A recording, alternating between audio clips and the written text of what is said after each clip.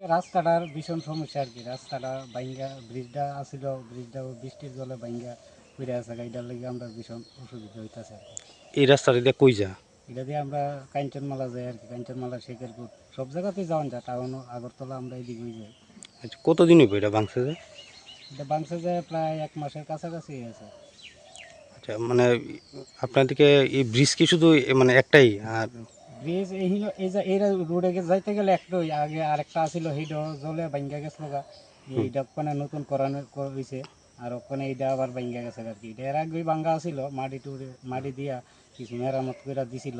তো ওখানে এটা পুরা ফালাই দিছে আর কি। তো এখন আপনারা কোন দিকে মানে যাতায়াত করেন বাজারে? ওখানে আমরা আরেকটা রোড আছে, এই রোডটাও বেশি ভালো না, মানে কোনো রোড মতে কষ্ট করে যাওয়ান লাগে আর কি। বাসে ব্রিজ দিয়ে রাখছে আমরা সাধারণ মানুষেরা, তো এই ব্রিজটা দিয়ে আমরা যাই আর কি।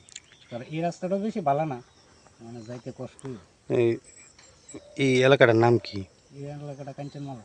কত নম্বর ওয়ার্ড এটা?